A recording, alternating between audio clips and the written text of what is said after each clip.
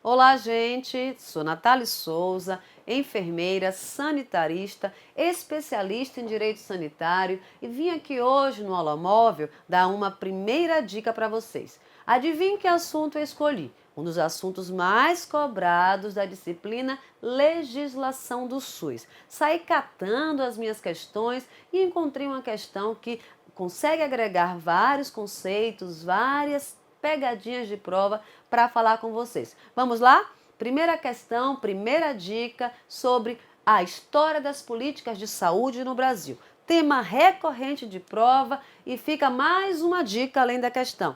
Façam a linha do tempo. Criem uma linha do tempo. Vamos lá? História das políticas de saúde, primeira questão. Me acompanhem com o material. Essa questão foi elaborada em 2013, né, para o cargo de enfermeiro. Vamos lá para a questão. Sabe-se que houve importante evolução na história da saúde pública no Brasil. Sobre essa evolução, principalmente na organização do sistema de saúde, assinale a alternativa correta. Para quem me conhece, sabe, eu sempre peço para assinalar o que a questão está pedindo. Porque tem questões, as questões de história, elas são extensas. Então, quando você chega lá na assertiva você pode esquecer se a questão que é a correta ou que é incorreta. Então, peguem lá a caneta, façam grifos, risquem embaixo, sublinhem o que ele quer. Então, aqui ele quer assertiva correta. Vamos tentar achar? Tentar não, vamos achar. Letra A, vamos para o material. Letra A. A crise da Previdência Social, no início dos anos 70, fez surgir o Conselho Consultivo de Administração da Saúde e da Previdência, chamado CONASP. Me peguem aqui. Vamos lá. Quando vou fazer só retrospectiva para vocês. Nós temos, numa linha do tempo, alguns pontos marcantes na Previdência. O primeiro ponto marcante da Previdência no Brasil acontece no ano, anotem, de 1923. É quando o Estado assume para si a responsabilidade de oferecer algo aos trabalhadores. Em 23, o que acontece?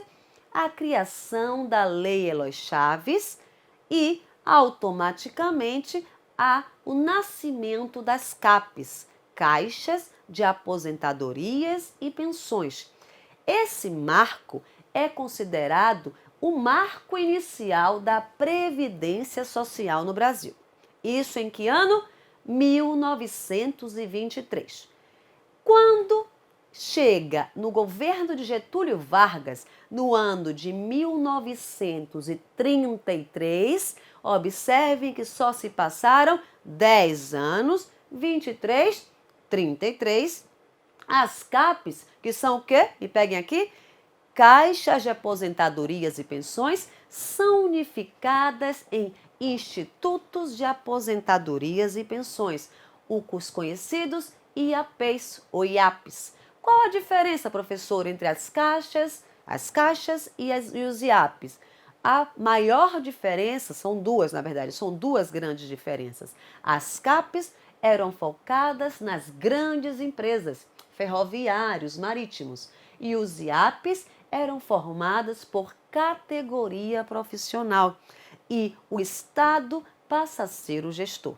Essas são as duas diferenças entre as caixas e os IAPs, ok? Pegue essa dica. Vamos cá, de novo. Então, quando chega na ditadura militar, em 1966, é só multiplicar o 33 dos IAPs por 2, 33, 66, eu vou ter a criação do Instituto Nacional da Previdência Social, o nosso antigo, extinto e famoso INPS. Ele acontece exclusivamente para dar assistência aos trabalhadores, aqueles que eram contribuintes. Eu falei em que ano nasceu o INPS? 1966. A assertiva traz para a gente, vamos para o material. A assertiva traz para a gente que a Previdência que é criada oficialmente em 66, ela entra em crise na década de 70. Gente, mesmo quem não sabe muito da história, e que não é o caso de vocês, dá para perceber que em 4 anos algo que nasce não pode estar em crise. A verdadeira história nos conta que a crise da Previdência na década de 80 é só relacionar com o movimento da reforma sanitária. Então, em 70, estávamos ainda no ápice, não é, do governo da ditadura militar, e só na década de 80 os movimentos da reforma sanitária passam a existir. Então, essa questão está errada. Só para vocês acompanharem ao longo do tempo, eu vou escrever aqui o que eu falei, tá? Em 1923, são criadas o quê? As CAPES, através da Lei Eloy Chaves.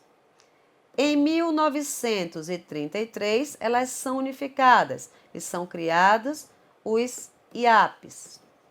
Em 66, como eu já disse, nasce, vou botar aqui em cima, o famoso e extinto INPS, com uma assistência totalmente excludente.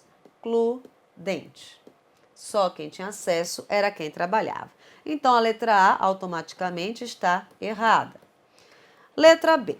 No relatório final da 8ª conferência, só para lembrar, me peguem aqui, a 8ª conferência ela acontece em que ano? 1986. Mesmo sendo a 8ª, ela é considerada a primeira conferência com participação popular.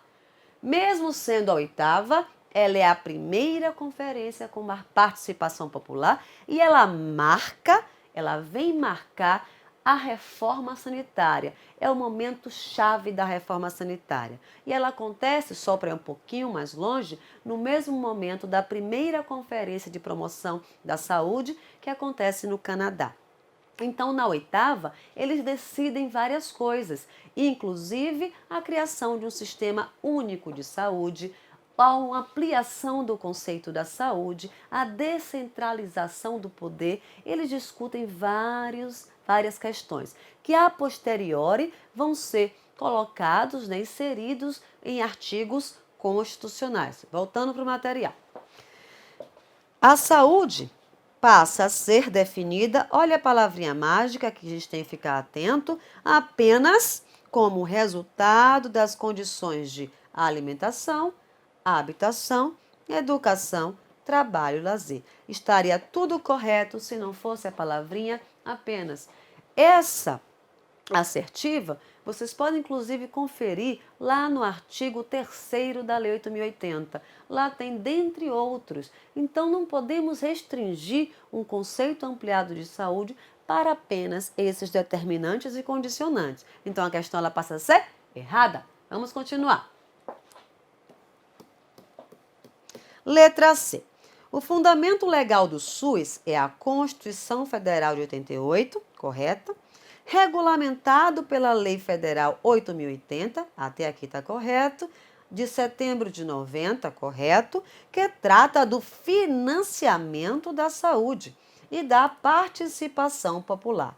Quem entende um pouquinho e quem está estudando vai saber que é uma questão pegadinha. A Lei 8.080 não fala do financiamento, ou seja, das transferências intergovernamentais e da participação popular. Quem fala disso é a outra lei orgânica, que é a Lei 8.142. Vamos voltar para a questão para você ver o que eles fazem.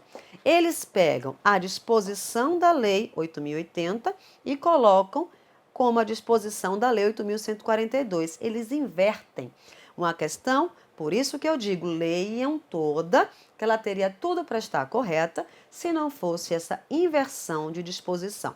Então, a Lei 8.080 dispõe sobre a organização e regulação das ações de saúde. E a 8.042 sobre o financiamento e a participação popular. Entenderam? Olha como as bancas fazem com a gente, fazem trocadilhos. E aí fica mais uma dica, me peguem cá. O que é que eu peço?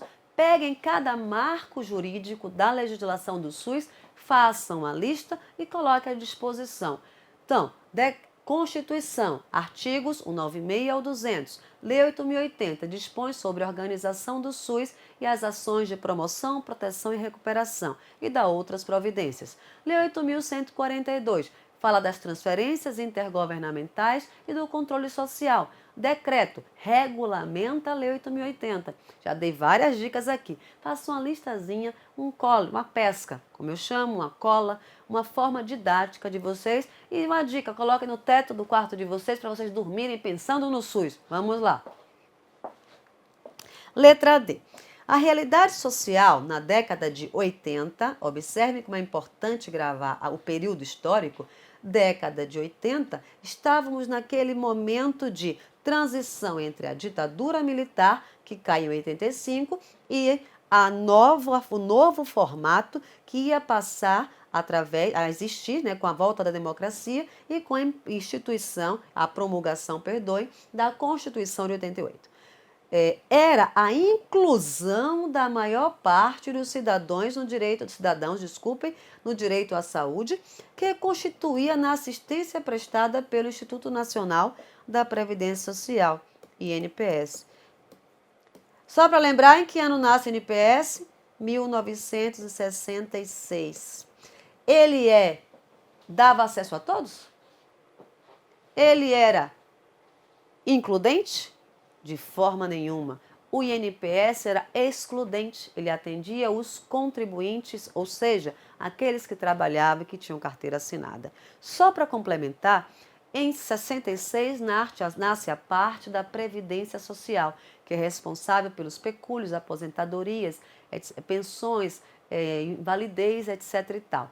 Em 77 nasce o INAMPS, eu vou rabiscar aqui para vocês, que é o Instituto Nacional da Assistência Médica da Previdência. Então, nasce o INPS, para a parte da Previdência, e nasce o INAMPS em 77, para prestar assistência médica aos contribuintes. E quem eram os contribuintes? Aquelas pessoas que trabalhavam. Vamos voltar para a questão? Logicamente, a questão está errada, porque ela não incluía a maior parte dos cidadãos, ok?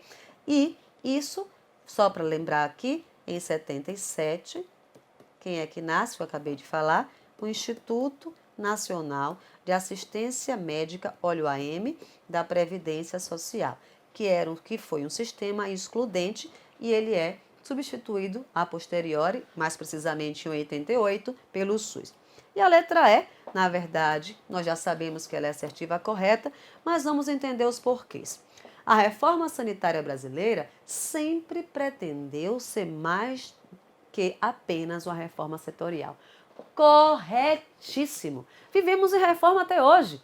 Se não fosse isso, nossa legislação não evoluía tanto. Se não fosse isso, a reforma sanitária, ou seja, a reforma dos serviços de saúde, das políticas de saúde, não aconteciam.